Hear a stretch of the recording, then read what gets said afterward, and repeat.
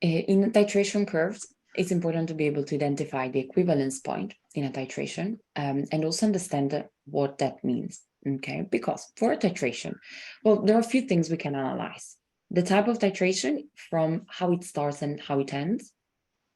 Mistake here.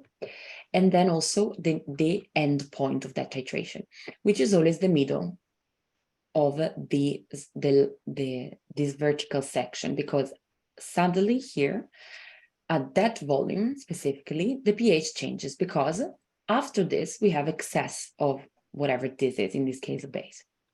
So this is the pH at end point of the titration, and end point because it's also when the color will change, okay? Because suddenly we have a different ratio between base and acid.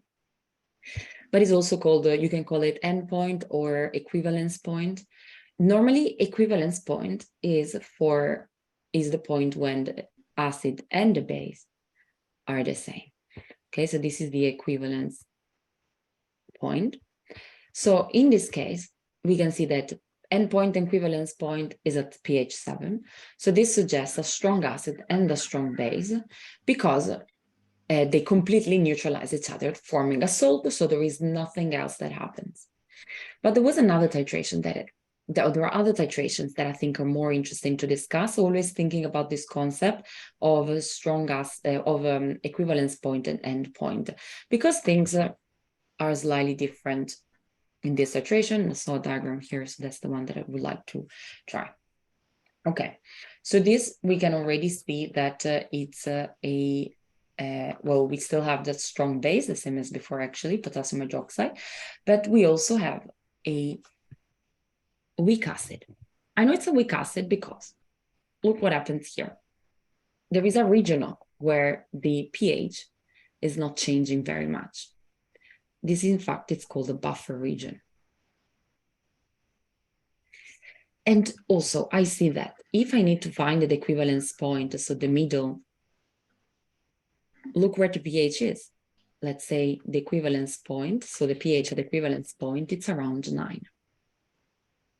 So this is when the concentration of the acid and the concentration of the base is the same.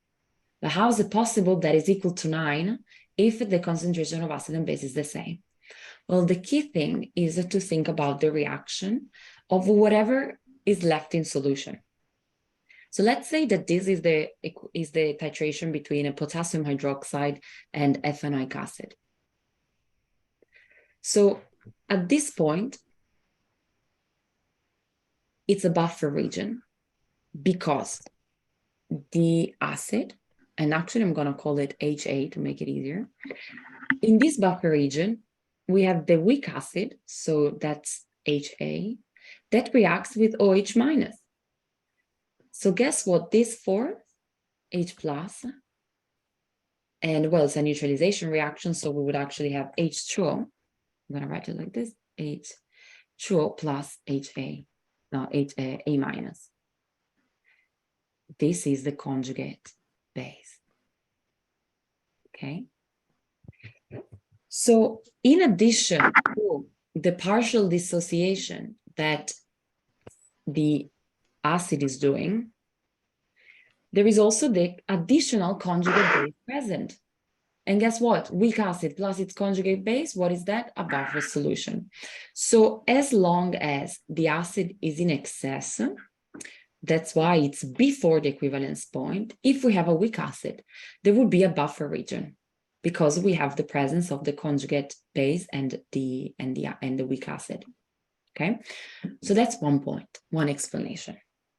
But this still doesn't explain why at the equivalence point, the pH is bigger than 9. Well, it's actually that same reaction as I wrote right there. Because if we have the conjugate base, and the conjugate base in this case is CO, and then we have potassium, so okay. Guess what happens if this reacts with water? Well, it's a conjugate base. It will react as a base.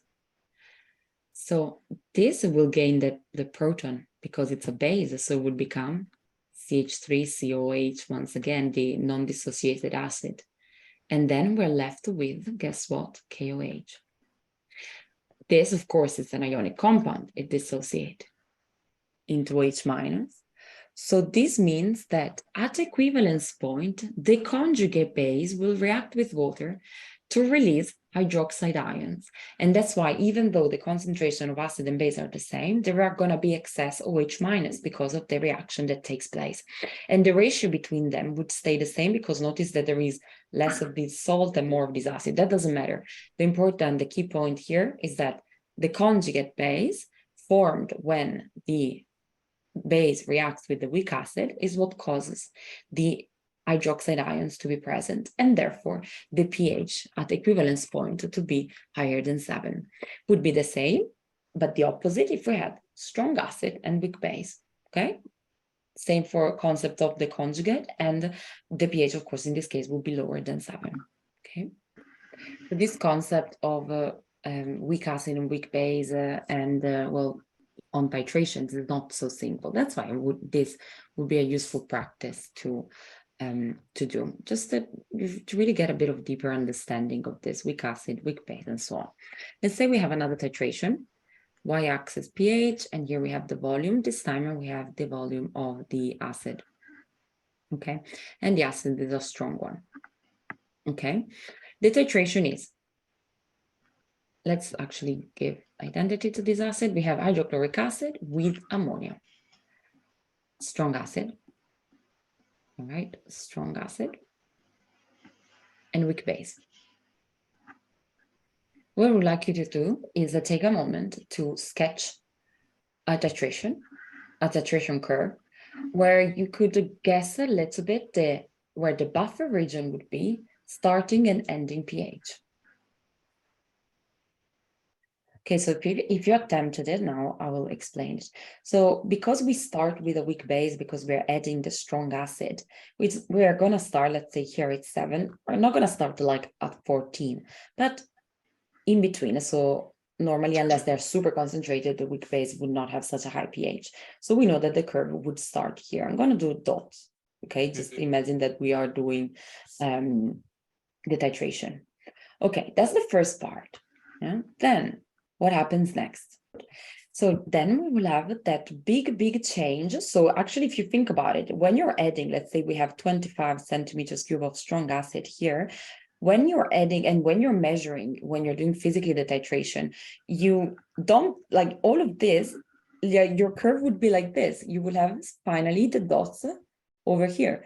So if you have to join it, this vertical line that we saw in the others is just like a connection between 2 points. Yeah, because this is the equivalence point. Good. Yep. Now I wanted to discuss, so we've discussed the starting pH, and we can identify that it's a weak base because it starts here.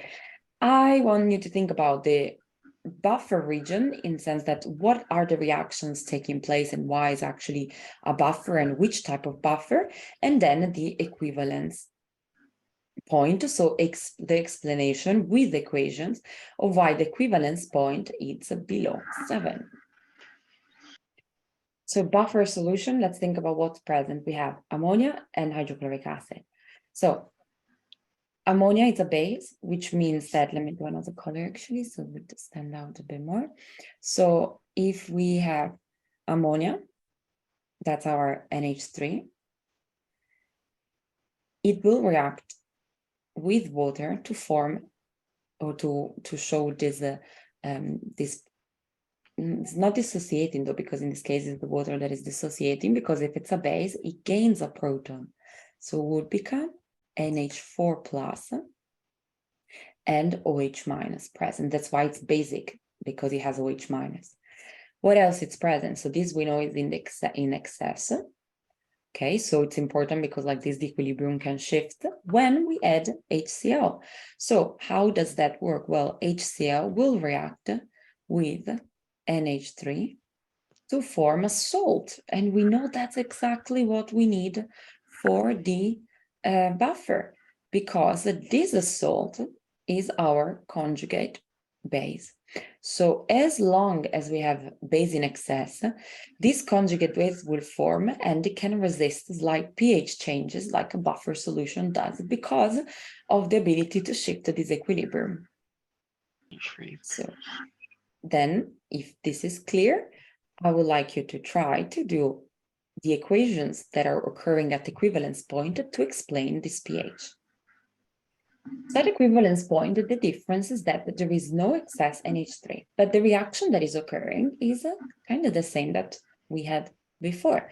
So I'm just going to move things a bit. I have more space. So we have HCl, because that's still present. And then we have this NH4 Cl, the conjugate base. So let's think about what or how is that reacting, or actually not with the HCl, but if this reacts with water, guess what it forms? Well, if it's a conjugate acid, it will react as a base. Okay, that's important. It reacts as a base, which means that it gives away a proton to, guess what? This hydrogen to form H3O plus. We still have that Cl minus. And then, well, the ammonia has reformed. But this is what results in the low pH because we have H plus present from this H3O plus associated with the Cl. So we have H plus because, or if you want to write it differently, this corresponds to H2O and HCl. But this is a strong acid, so it always completely dissociates into H plus and Cl minus. So the fact that this H plus is present, it gives us the equivalence point lower than 7.